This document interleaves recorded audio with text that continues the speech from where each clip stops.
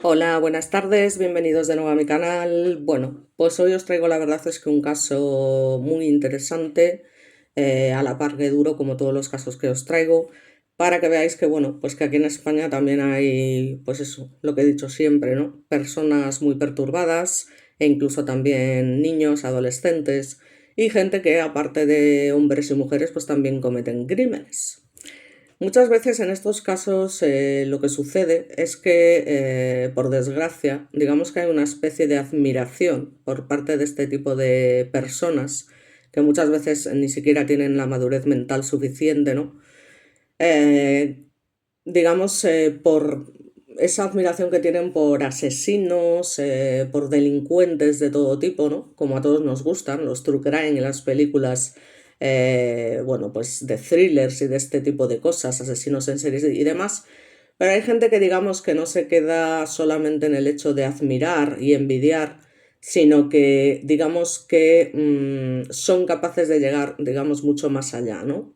Eh, porque claro, hay que tener en cuenta una cosa muy importante, y es lógicamente que un asesino siempre es una persona que ha sido totalmente despojada de moralidad, de empatía, en la que matar se convierte en un acto de poder supremo, ¿no? Por decirlo de alguna manera. Y esto, de hecho, es confesado por muchos criminales, y ya os digo, que de hecho es increíble, ¿no? Cómo hay ciertas personas que a lo mejor no son capaces de realizar, no sé, de matar a un pajarillo, ¿no? Por ejemplo, pero luego sí que, digamos, deja que triunfen sobre ellos alguna especie de mal basados en este tipo de criminales, por alguna manera, ¿no?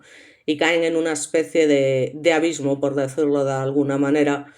Eh, entonces, claro, hay que plantearse la posibilidad de qué pasaría si no existiese ningún límite. ¿Qué pasaría si fuésemos libres de alterar, digamos, el escenario, ¿no? De alguna manera, valiéndonos de un arma y, por supuesto, de una ausencia de escrúpulos, ¿no? Esa sería básicamente la pregunta. Entonces, bueno, normalmente todo el mundo fantasea alguna vez, digamos, con estas historias, pero claro, el problema es cuando se llega mucho más allá, ¿no? Entonces, bueno, pues desgraciadamente ya os digo que hay personas, que es que yo es algo que no puedo comprender, pero es así, que se enamoran, o sea, perdidamente de asesinos. Y ya os digo, no solamente adolescentes, ni solamente niñas, ni demás, o sea, es que hay mujeres hechas y derechas que también se enamoran de asesinos en serie, de asesinos peligrosísimos. Y bueno, sabéis que Miguel Carcaño, por ejemplo, tiene una cantidad de fans y recibe una cantidad de cartas al día increíble también, ¿no? O sea, están loquitas por él y desde luego chicas no le faltan, ¿no? Y parece increíble, o sea, no les importa lo que hayan hecho, la atrocidad de sus crímenes, y básicamente, ya os digo, incluso piensan y fantasean en casarse con ellos y demás. Y digamos que de alguna manera, pues esa fascinación por estos criminales tan salvajes y peligrosos, bueno, pues tiene un nombre que concretamente en criminología se conoce como hibristofilia, ¿vale? Ya os digo, en España también tenemos estos casos y concretamente vamos a hablar de las brujas de San Fernando en Cádiz.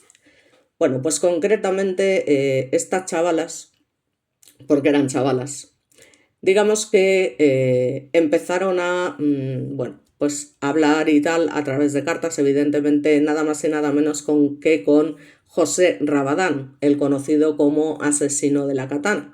Que no lo he traído aquí a mi canal porque, bueno, la verdad es que es un caso tan conocido, pero bueno, ya lo veremos. Entonces, bueno, sabemos que este individuo tenía 16 años y usó una espada de estas a lo japonés, digamos, para acabar con la vida de sus padres y de su hermana pequeña que padecía de síndrome de Down. Y digamos que, bueno, pues estas chicas en el año 2000 se quedaron totalmente alucinadas con este chico y, bueno, pues suspiraban por él, básicamente. Entonces, pues quisieron llegar más lejos de esa admiración, querían de alguna manera pues seguir el mismo camino que él y saber sobre todo qué es lo que se siente al matar a otra persona. Estamos hablando concretamente de Iria Suárez y Raquel Carles, que tenían la misma edad que este chico, 16 años, que iban al mismo instituto en Isla de León, aunque procedían de forma o procedían de lugares bastante diferentes. Por su parte, Iria era hija de un militar de carrera y en su hogar, digamos que no le faltaba de nada. Y sin embargo, Raquel, digamos que nace en un entorno marginal, ¿no? Tiene un padre que ha tenido problemas con drogas, una madre que intentaba afrontar lo que son los gastos elementales, digamos, ¿no? de la casa y tal. Y básicamente trabajaba de cualquier cosa, ¿vale? Entre comillas, ya os podéis imaginar a qué me refiero, ¿no? Entonces, bueno, pues sin embargo estas dos chicas parece que hacen muy buena relación y ambas pues tenían una mente evidentemente que no era habitual. De hecho, una de ellas, Iria, se describe a sí misma como nunca fui una chica normal, nunca jugué a las muñecas como las demás, yo las rapaba, bueno, yo también he rapado alguna muñeca Barbie en su día cuando era pequeña, pero vamos, ya ves, me dicen loca solo porque hago lo que me gusta, loca porque hago lo que ellos no serían capaces. La máxima satánica es matar a las personas que te han dado la vida, tus padres. Los peluches al llegar a mis manos perdían los ojos. Raquel también, bueno, pues había manifestado sobre todo problemas psicológicos, por ejemplo, pues tenía ansiedad y también tenía una marcada tendencia al sadismo, o sea que estaban las dos como una regadera, ¿no? Pero bueno, no obstante, en su vida rutinaria, en su vida diaria básicamente, su instituto con sus compañeras y tal, pues básicamente pues eran, sí, las típicas excéntricas y demás, pero que tampoco tenían ningún conflicto ni daban demasiados problemas, ¿no? En ese sentido. Entonces, bueno, básicamente, ¿qué pasa? Pues que siempre digamos que hay una tercera en discordia, que en este caso es esta chica que vemos aquí, Clara María García Casado, o, bueno, como le gustaba hacerse llamar Clara con K, que tenía por supuesto su misma edad, iba a la misma clase en el instituto y también tenía tendencia a exprimir, digamos, un poquito los límites para acelerar la llegada a la madurez de alguna manera. De hecho, compartía con una de ellas, bueno, con Raquel en este caso, el ser hija de un militar, ¿vale? Pero bueno, eso ya ves tú, tampoco es demasiado importante. Eh, entonces, bueno, pues básicamente estas chicas fueron íntimas amigas durante mucho tiempo, pero digamos que Clara en particular carecía de alguna manera de ese veneno, de alguna manera, que sí que empezaba a crecer, sin embargo, en el corazón de Iria y de Raquel. Empezaron a realizar, digamos, juegos que estaban en lo que es los límites de la oscuridad, referencias al diablo, ouijas, todo lo que son monstruos reales o imaginarios, que cada vez se van volviendo más extremos. Digamos que crece en ellas una especie de pasión o deseo por la sangre de que Clara, que era una chica normal, no podía compartir del todo. Entonces, bueno, mientras básicamente estamos entrando en el año 2000, poco a poco el trío pues se va separando, se va rompiendo y es cuando esta chica, la que tenemos aquí, Clara, bueno, pues se saca novio y a partir de este momento, lógicamente, pues se distancian ya por completo. De alguna manera, tanto Iria y Raquel, que estaban como una chota, pues se sienten traicionadas, ya me dirás tú, por este motivo, y digamos que nunca la perdonaron, ¿no? Así que a partir de este momento lo que hacen básicamente es pues obsesionarse en, digamos, los pozos más negros que fuesen posibles y en este caso concretamente la magia negra. que estudiaban como si fuese una asignatura, su asignatura favorita, eh, lógicamente leyendo libros, imaginaos, ¿no? De lo más delirantes. Y Iria llegó a decir en algún momento que un demonio la protegía, diciendo, me he sentido muy alegre de saber que tengo a alguien que me protege. En el cuarto hay algo o alguien, no está vacío y me reconforta. Estamos hablando de satanismo, de brujería, de cartas del tarot, que poco a poco se van pasando a lo que son los crímenes reales y lamentablemente ambas se aficionan a escribir, ya os digo, sus propios relatos, donde básicamente cuentan en primera persona desde el punto de vista del asesino, abordando, digamos, pues todo tipo de situaciones y detalles macabros. Así que bueno, básicamente, pues os podéis imaginar, ¿no? O sea, se les estaba yendo la cabeza por completo y ya digamos que empieza a metérseles en el alma de alguna manera, empieza a devorarlo todo, se empiezan, ya os digo, a cartear con asesinos reales, como este que hemos comentado de la katana, y ya empiezan digamos, a idear de alguna manera la forma de cometer un crimen. eh, Porque ya os digo, digamos que arrebatar una vida es un acto que al ser humano con los poderes cósmicos como el destino, los mismísimos dioses, pues le supone algo placentero. Y lógicamente, bueno, pues con estas ideas satánicas, lo del tema del sacrificio, digamos que es para ellas como una entidad invisible que habían intentado invocar una y otra vez, evidentemente sin ninguna garantía de éxito. Así que esto fue haciéndose cada vez más grande, empezó a llenar toda su vida de alguna manera y en un momento determinado Iria le manda un mensaje a Raquel para, digamos, mm, unificar su compromiso de alguna manera y le dice, ¿quieres matar? Lo haremos, solo dime a quién.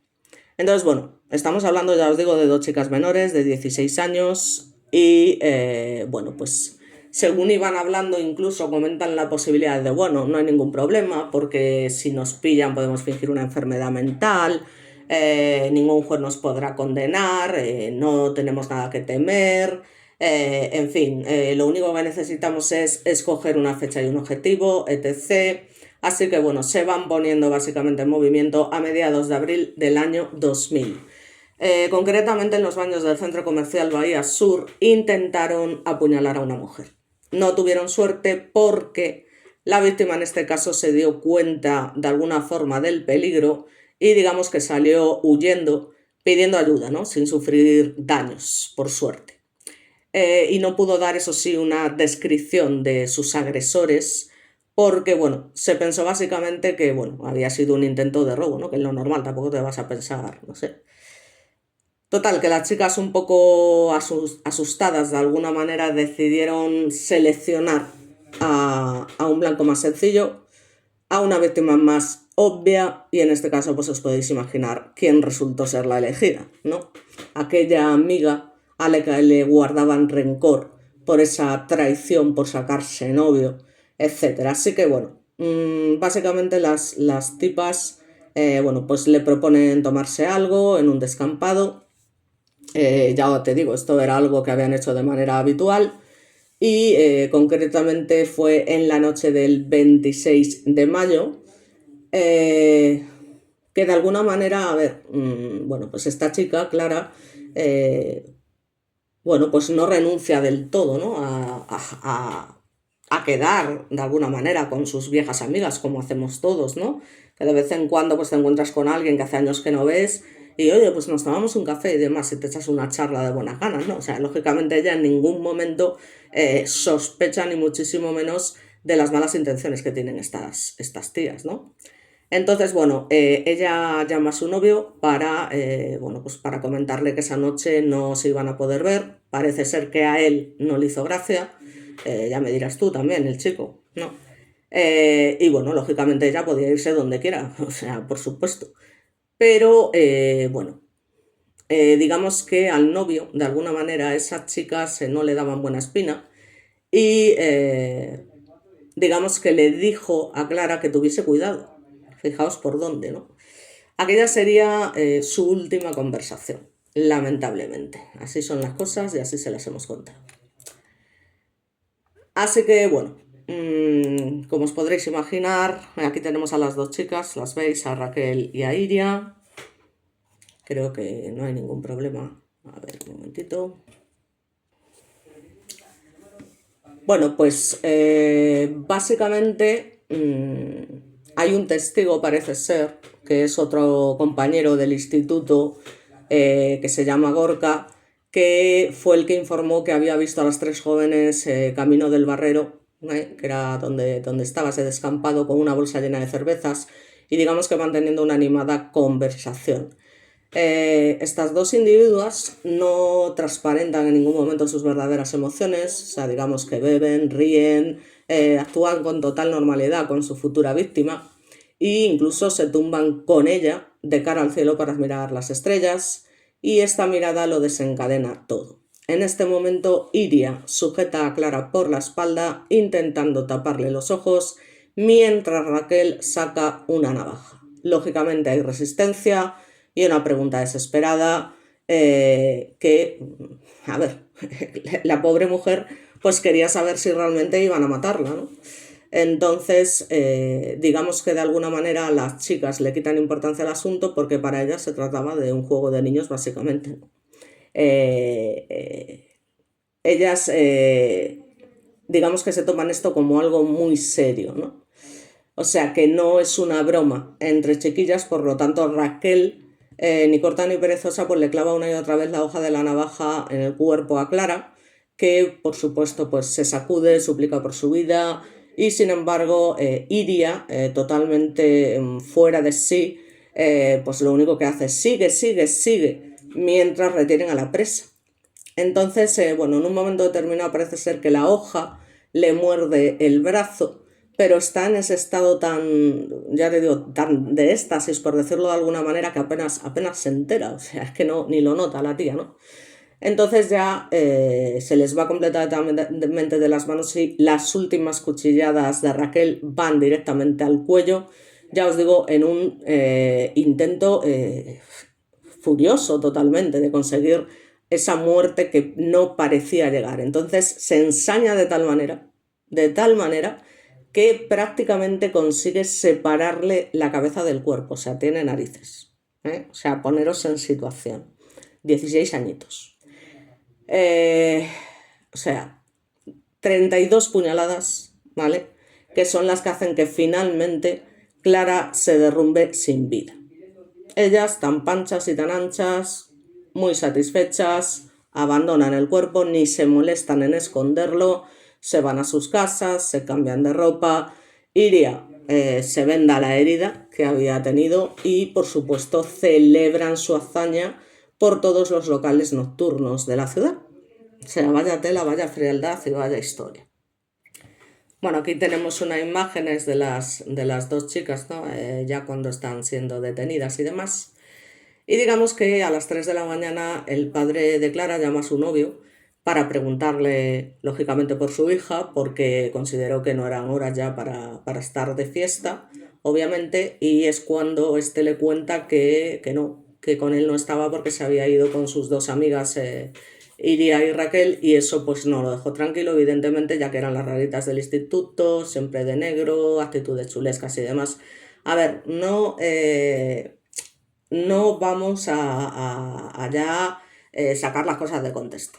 O sea, que una persona vista siempre de negro y que tenga una actitud chulesca no la convierte en asesino, ¿vale? O sea, eso que quede muy claro, ¿vale? Porque ya no, es que esta gente con estas... No, no, o sea, eso es lo mismo que el que lleva tatus, el que lleva no sé qué, que si se droga, que si lo otro. O sea, eso ya ha pasado ya de moda, ya estamos en una etapa de la vida diferente, en un cambio generacional muy importante, y no vamos a decir que una persona porque vista de negro o demás, ni muchísimo menos, ¿vale? O sea que cuidado con esto, ¿vale? O sea, simplemente es como se describe básicamente a las chicas, un poco para hacerse la idea, pero nada más, ¿vale? O sea que no vayamos a confundir las cosas, simplemente quería aclarar.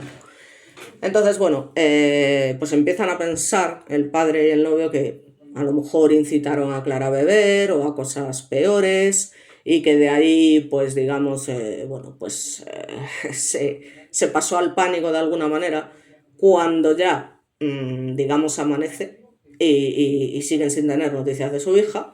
Así que es cuando deciden llevar a cabo, ya os digo, la denuncia correspondiente a la policía.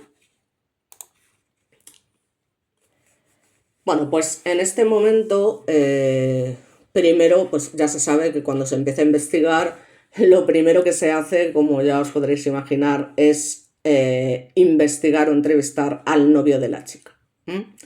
Luego también a sus amigas, por supuesto, pero esto era mientras se estaba localizando su cuerpo en el descampado.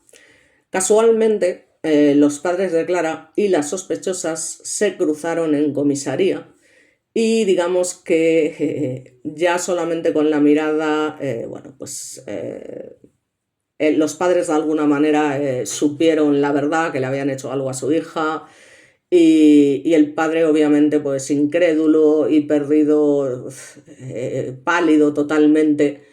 El padre pues le pregunta a una de ellas, ¿qué le has hecho a mi hija? La madre de hecho fue más lejos y concretamente agarró a Iria de los pelos y esto hizo que tuviesen que intervenir varios agentes para alejarla. En pocas horas, como os podréis imaginar, el caso estaba resuelto porque el cuerpo lo habían dejado ahí, no se habían molestado en esconderlo ni muchísimo menos. Iria tenía ese corte en el brazo con el mismo arma que había matado a Clara, como os lo comento. Entonces, bueno, digamos que estas tipas que se las daban tan de listas, pues claro, cuando le comentan esto, pues se descompone totalmente y se da cuenta de que no era tan inimputable como se había creído. Y bueno, aparte, los investigadores hacen el típico juego de que su amiga ya había confesado y demás. Entonces, desde el primer momento, pues no hubo espacios para las mentiras y ambas engañadas de alguna manera por las autoridades. O estamos hablando de niñas de 16 años que se creen todo lo que oyen porque nunca se han visto en una situación igual, pues evidentemente empiezan a cantar, pero la Traviata. Entonces, aparte de esto, obviamente, como inexpertas en casos así, digamos que se encuentran innumerables pruebas en las casas de ambas. Están sus ropas, que aunque las habían lavado, aún contenían restos de sangre, evidentemente. Raquel, de hecho, había escondido el arma del crimen en su habitación, en el interior de una maceta. Y además, bueno, de todos los libros que tenían de satanismo, ocultismo, gore, documentos que se encontraron en el ordenador donde se planeaba el crimen, todo lo que le iban a contar a la policía, en fin. No hubo ningún problema a la hora de tener la certeza de que habían sido ellas las agresoras. Y lo que sí que es cierto es que, bueno, pues no demostraron ningún tipo de arrepentimiento, lógicamente porque estaban como un cencerro. Les fastidiaba, de hecho, haber sido descubiertas, pero desde luego no haber terminado con la vida de Clara. Digamos que confesaron básicamente porque, bueno, es que queríamos experimentar qué se sentía. Y además, bueno, pues hacerse famosas y sobre todo imitar a ese gran ídolo para ellas, José Rabadán. Y de hecho, el abogado de la familia de Clara contó que las oía canturrear desde los calabozos absolutamente despreocupadas. O sea que, en fin, ya os digo.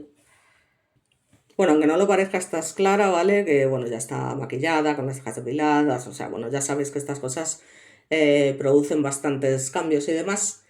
Y bueno, pues casualmente, como sabréis, ese mismo año había tenido lugar lo que era la ley del menor, ¿vale? Lo que es la nueva legislación, que digamos que, bueno, pues le da al juicio pues una relevancia especial, muy mediática y social, aparte de lo que es ya de por sí el crimen, por su especial violencia y el poco sentido, o sea, de matar por matar, de alguna manera.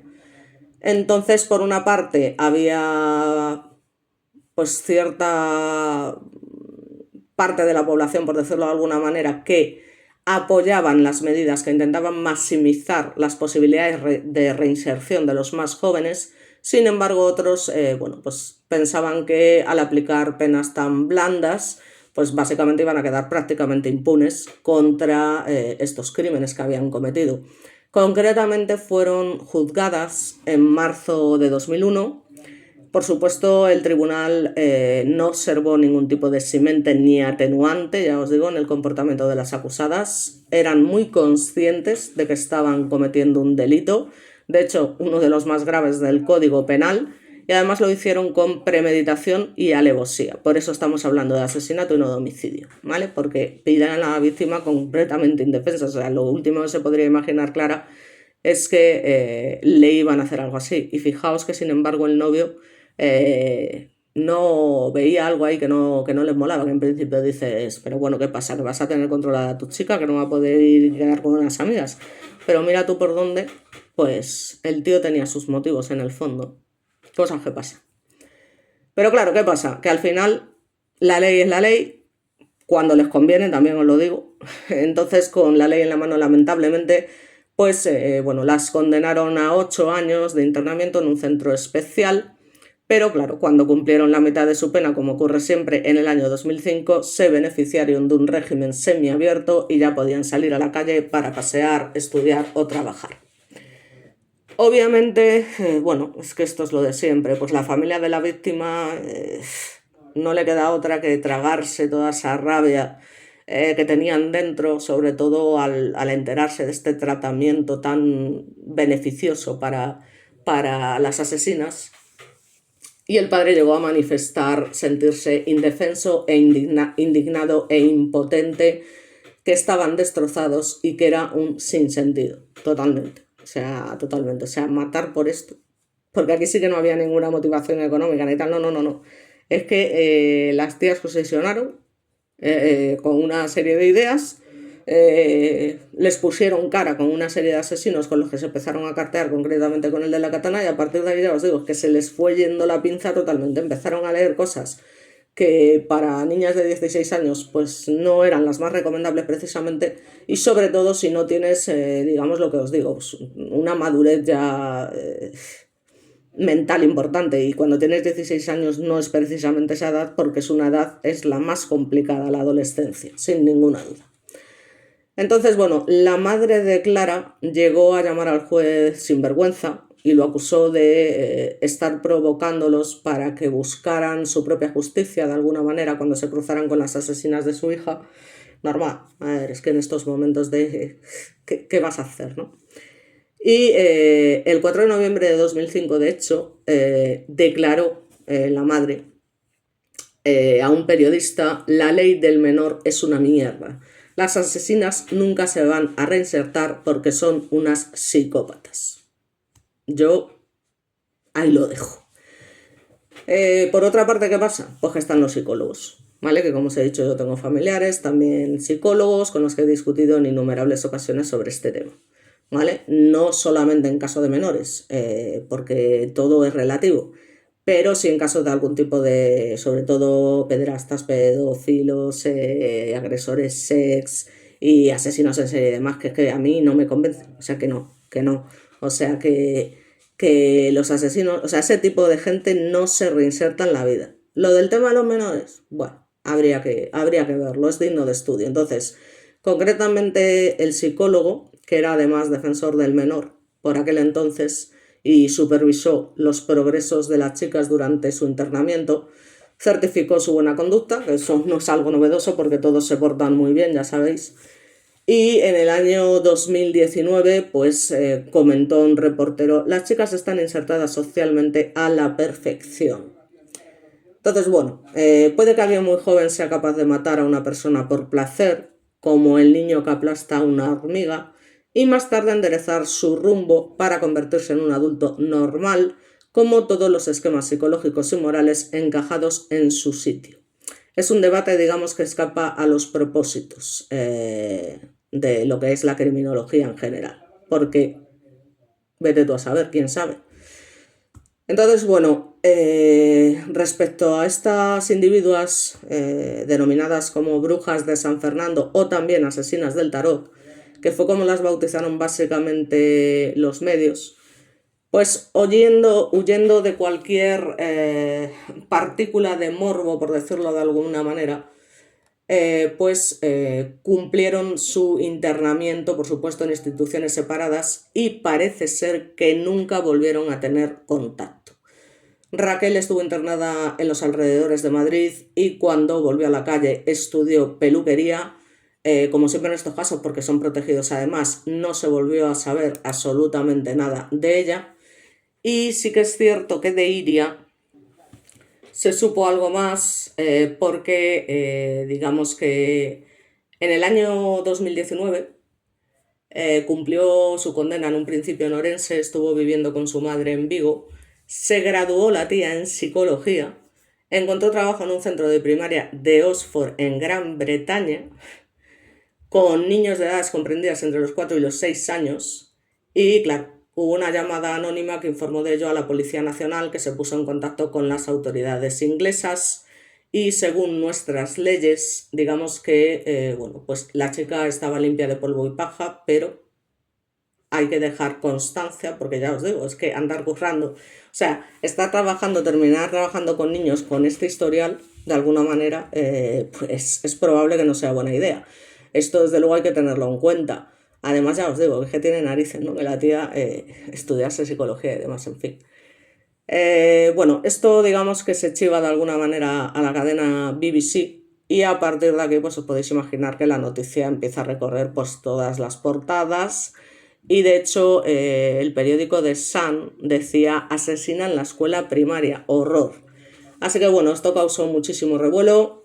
Los responsables del centro, lógicamente, se llevan su correspondiente rapapolvo, por decirlo de alguna manera, al no comprobar, digamos, los antecedentes o las biografías de sus empleados y digamos que estos así, a su vez denuncian a Iria por haberles ocultado su pasado. Evidentemente la chica no va a ir por ahí diciendo, no, mira, que yo en su día asesiné a una persona, pero que ahora me he graduado en psicología. Que a ver, es que esto es obvio, ¿no? Que la chica no va a contar esto, o sea, es que a ver, o sea. Entonces, bueno, ya os digo que evidentemente la echan a la calle. Y esta pues se aparta inmediatamente del foco mediático y ya desde aquel momento sí que es cierto que no se vuelve a saber nada de ella, obviamente. Así que nada, los padres de Clara, las víctimas como siempre, pues luchan y luchan sin éxito para que haya un endurecimiento de las penas, como suele pasar. Eh, Hace bueno, muchísimo tiempo que no volvieron a hablar con los medios y su abogado dijo que, bueno, básicamente lo que le ha pasado a esta familia no tiene nombre, fue un crimen impactante, absolutamente horrendo, sin explicación, no hubo motivación, no hubo móvil, mataron solo porque querían saber lo que se sentía al matar y fue un acto totalmente irracional acrecentado aún más, que acrecentó más, digamos, la barbarie cometida, ¿no? De alguna manera. Eh, Totalmente de acuerdo. O sea, ¿qué queréis que os diga? O sea, una auténtica barbaridad. Bueno, pues hay que tener en cuenta que el abogado de la familia dio la casualidad de que era abogado penalista, ¿no? Y bueno, pues un buen día se levanta por la mañana, un sábado, se va a comprar el periódico y entonces el vendedor le cuenta, bueno, pues sabes que ha sido asesinada una niña y demás, algo que era totalmente inusual, porque era una zona, ya os digo, bastante tranquila y de hecho el hombre, pues llamado José Ignacio Quintana Balonga, no le dio más importancia hasta que casualmente unas horas más tarde resulta que el padre de la niña, de Clara, lo llamó para pedirle que lo representase en el caso, para que veáis. Ya os digo, un caso que se resolvió, ya os digo, en tan solo 12 horas. Entonces, por supuesto, el letrado aceptó sin ninguna duda, porque aparte, bueno, es un caso que considero, como todo el mundo, atractivo desde el punto de vista de la investigación criminal, como cualquier criminólogo, evidentemente, pero no obstante no dejaba de ser un crimen bárbaro. De hecho, en una entrevista aseguró que lo que más le llegó a impactar del caso fue el dolor tan profundo y tan frío de María, la madre de Clara, que era algo que manifestó que no había visto antes, fijaos, en ningún otro juicio, ¿no? Entonces, bueno, para él fue básicamente un caso muy difícil de preparar porque siempre hubo alrededor un factor emocional muy grande. Explicaba que siempre intentó, por supuesto, mantener la objetividad y la profesionalidad, pero muchas veces esto se le hizo complicado, totalmente comprensible, distinguir lo profesional de lo netamente emocional o humano, y desde que comenzó el juicio como acusación pidieron, digamos, la pena máxima para los dos adolescentes, 8 años de internamiento, ya os digo, en régimen cerrado, y 5 años después de alejamiento de San Fernando. Ya os digo, el juicio, pues nada, ya se produce por primera vez con esta entrada en vigor de la ley en menor. Es la primera condena en aplicar esta ley, y es verdad que la condena aplicada fue la máxima que se podía imponer en este caso. O sea, pero claro, los padres nunca se van a quedar satisfechos, hagas lo que hagas. Porque al final, eh, claro, las penas no solo tienen un fin de reinsertarse, resocializar y demás, ¿no? También en teoría tienen o deben tener la finalidad de restaurar de alguna manera. Entonces, claro, tened en cuenta que si estas chicas que tenían 16 y 17 años, ¿vale? Respectivamente, me refiero a las asesinas, a Iria y a Raquel, si hubieran tenido 18 años, es que se habrían pasado mínimo 20 años en la cárcel. Y con esto parece que no, pero las víctimas se sienten muchísimo más compensadas, porque estaríamos hablando de un delito de asesinato, porque ya os digo, queda demostrado que hay alevosía, con lo cual las penas por asesinato, ya os digo, no se les aplican ni atenuantes ni todo lo contrario, con lo cual entre 20 y 25 años habrían comido, así con la tontería, por un año más en el caso de una de ellas. Entonces, claro, esto siempre no deja de ser, y además lo manifiesta el abogado de la familia, que es un tema muy complejo, porque es lo que os he dicho yo desde el minuto número. O sea, a ver, la ley es la ley, ¿no? Entonces, de alguna manera, la ley del menor está hecha para que, bueno, pues por suerte o por desgracia, nos guste más o nos guste menos, está hecha para velar por el interés del menor, ¿vale? Y esto normalmente las personas que nos dedicamos a, pues eso, penalistas, criminólogos, bueno, en fin, tenemos o debemos compartir esto al 100%. Pero claro, esto no quita que no seamos personas y que nos pongamos en el pellejo de la víctima, evidentemente. Y de hecho yo, vamos, ya os digo que una de las razones por las que acabé, en fin, tal, es por estas cosas, porque es que hay cosas que no tienen sentido, que son muy injustas y no puedes evitar involucrarte personalmente, y al final esto termina también un poco contigo.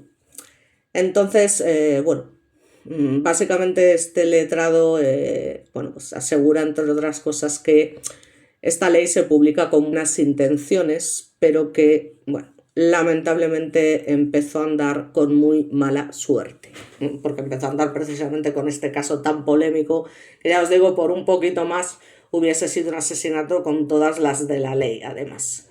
Teniendo en cuenta que estamos hablando de que lo más difícil para la familia no es el hecho de que la pena, digamos, no fuera mayor, ¿no? Estamos hablando de las circunstancias del crimen, es que estamos hablando de que se lleva a cabo un asesinato de una forma totalmente gratuita, o sea, simplemente por saber lo que se siente al matar.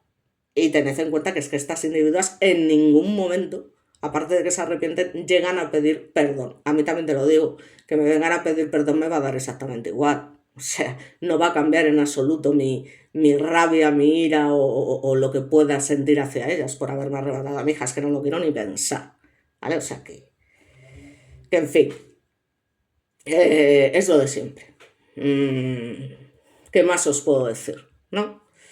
Ya os digo, tiene mucho que ver también las infancias que tuvieron ambas, una llena de complejos y de traumas, que se agarra a la otra como su única salvación, ambas con curiosidad por lo mismo, ritos satánicos y demás cosas. eh, la Iria era bastante manipuladora y tendía un poco al autismo social. Digamos que, de hecho, cuando ingresó en la prisión de mujeres de Alcalá de Guadaira, no hablaba con su madre desde los 7 años. O sea, que tela marinera. Y claro, la otra, pues ya os digo, se agarró a ella de alguna manera y ya os digo que, por desgracia, sus gustos no se quedaron solo en eso y ya meses antes del crimen comenzó a nacer en ellas esa fascinación por todo aquello prohibido, digamos de alguna manera que una cosa es que se te pase por la cabeza y otra cosa muy diferente es llevarlo a cabo. Ya os digo. Así que bueno, básicamente esta sería la historia, poco más se puede decir. Y también hay que tener en cuenta, muy importante, y esto es totalmente lícito, ya os digo, según la propia ley y demás, y es así. Según la legislación española, los crímenes cometidos por menores no se convierten en antecedentes penales. Es decir, que una vez que han cumplido su condena y demás, tienen derecho a que esto desaparezca de su historial. A ver, dentro de lo tal es lógico, ¿no?